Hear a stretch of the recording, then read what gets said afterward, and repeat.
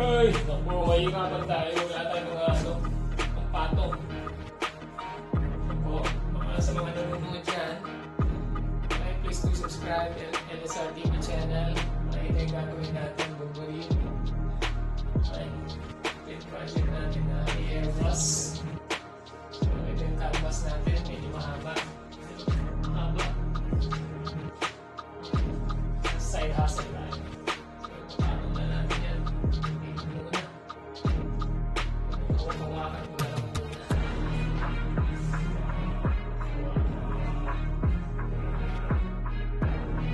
So, maayos na po sa inyo.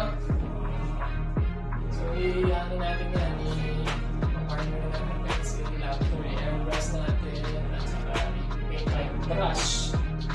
Okay, so yung mga effects sa airbrush, yung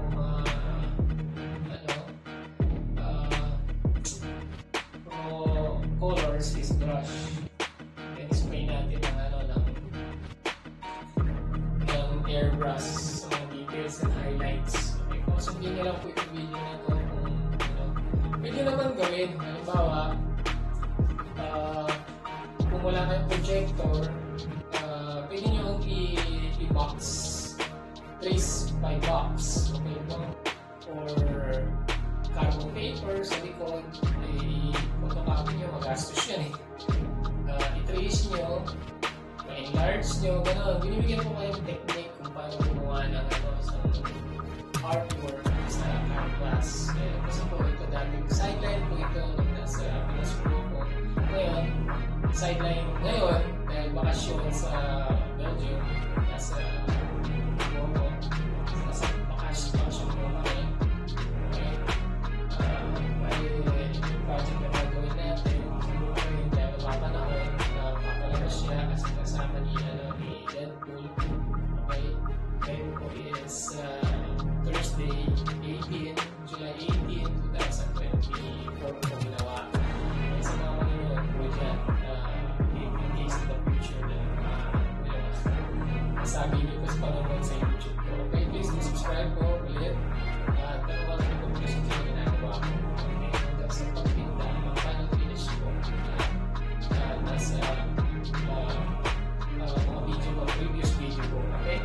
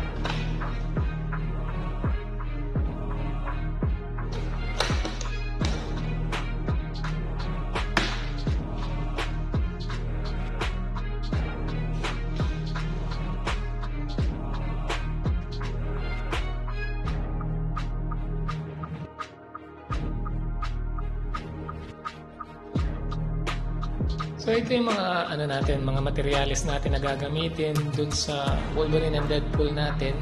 So bumili ako ng mga materyales. Sasabihin ko sa inyo kung ano yung presyo nila at saka papakita ko kung ano yung mga gagamitin natin through the process para may idea kayo kung paano natapos yung ano natin, yung mga portrait natin. Okay? So, makikita nyo sa table, may mga ano na tayo gagamitin na materyales. Isa-isa. Itong compressor natin, mini compressor. So, nabili natin ito dito sa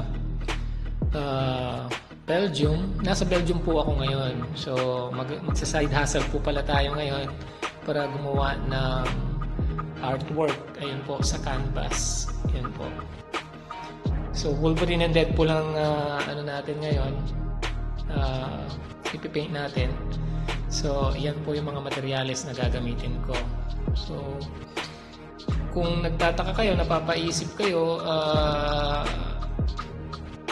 mga nasa magagandang gamit yung nakikita nyo. So, pakunti-kunti po kasi naipundar natin to. Naipundar natin at nabili natin sa marketplace.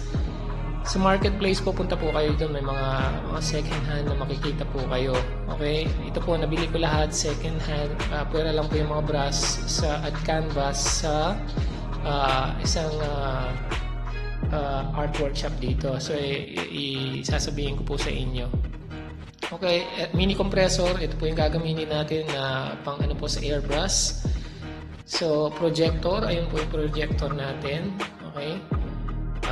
Medyo kalumaan na pero nabili natin sa marketplace po. Then next is yung mga brush. Yan po. Okay guys, ito yung mga brush. Pwedeng gamitin natin to for charcoal. Pwede yung iba, halimbawa itong mga tikulay na ito, nahanap ko sa children's school supply. Okay. Children's section. Okay, para sa natin kung ayun yung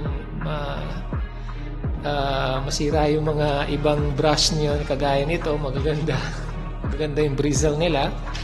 Yan, pwedeng pang charcoal. Nag-charcoal po ako. Yan, okay.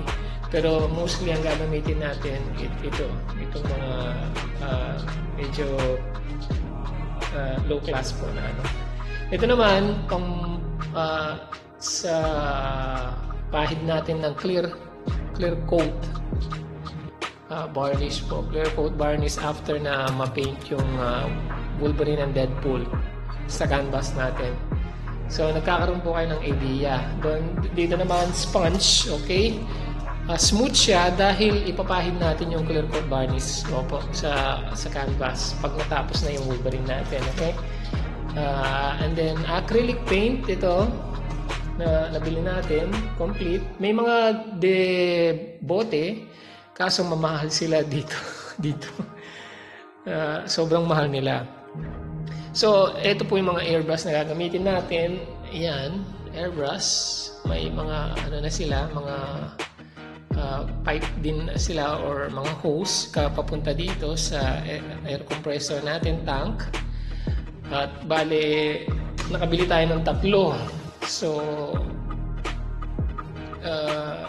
bakit 3? Kasi multiple colors yung ilalagay sa canvas para mabilisan. Kapag single, siyempre palit ka ng botelya. Ayun o, 3 botelya nandito. 2 botelya plus isang cup doon. Gravity feed po ito. Sipon or zip-on or zip. Sinisip ito ang gravity feed dahil nasa taas yung ano niya, yung cup.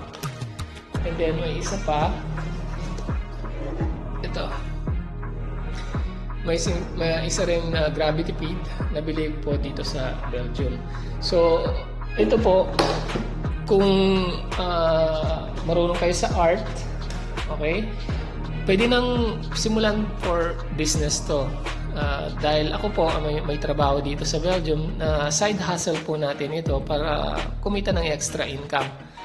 Kung nakaragdag to sa ideya nyo kung bakit ano itong mga materials na nilalatag ko sa inyo.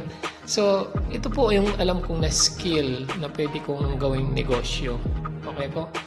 Ito yung mga materials na pwedeng advisable sa inyo kung marunong kayong tungkol sa arts and craft, o mag-drawing, or mag-airbrush, magpinta, mag-paint, mag-spray gun, ganon, spray paint.